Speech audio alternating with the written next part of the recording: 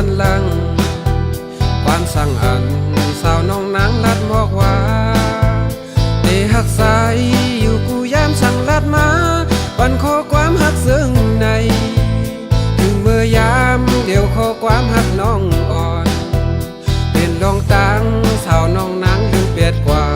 สั่งเป็ดเมาปีเฮา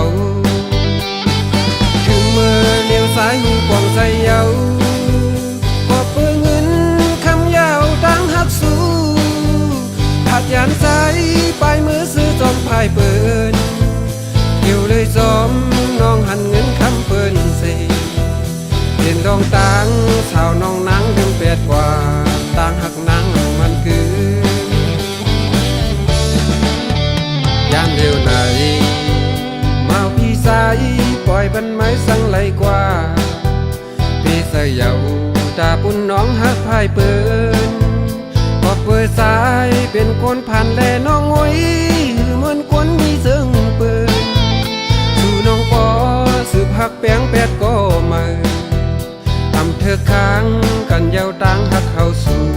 พี่สายเยาสั่งกว่าแลถึงเมื่อเลี้ยวซ้ายหูปองใจเยาพอเปื้อเงินคำยาวตังหักสู้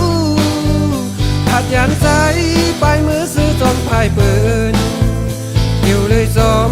น้องหันเงินคำเปินเสเปลี่ยนดองตังสาวน้องนางสั่งเป็ดกว่าลืมเป็ดเมาปีเฮา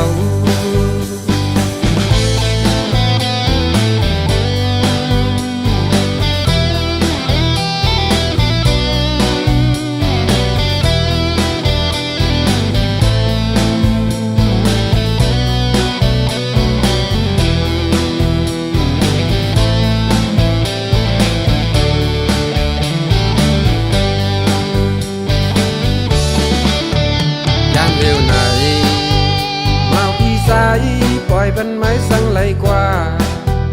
พี่สายเยาตาปุ่นน้องหักพายเปิน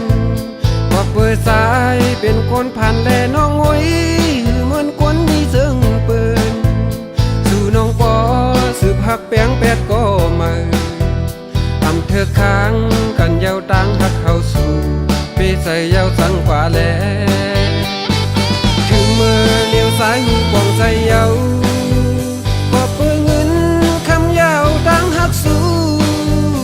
หัดยานใจไปมือซื้อจอมพายเปินเกี่ยวเลยจอมน้องหันเงินคำเปินสิ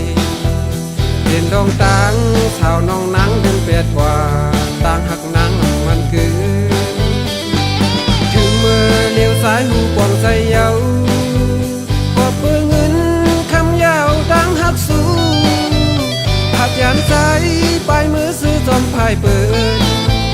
เกี่ยวเลยจอมน้องหันเงินคำเปินสิเปลี่ยนดองตังสาวน้องนางสั่งเป็ดกว่าลืมเป็ดเมาปีเฮา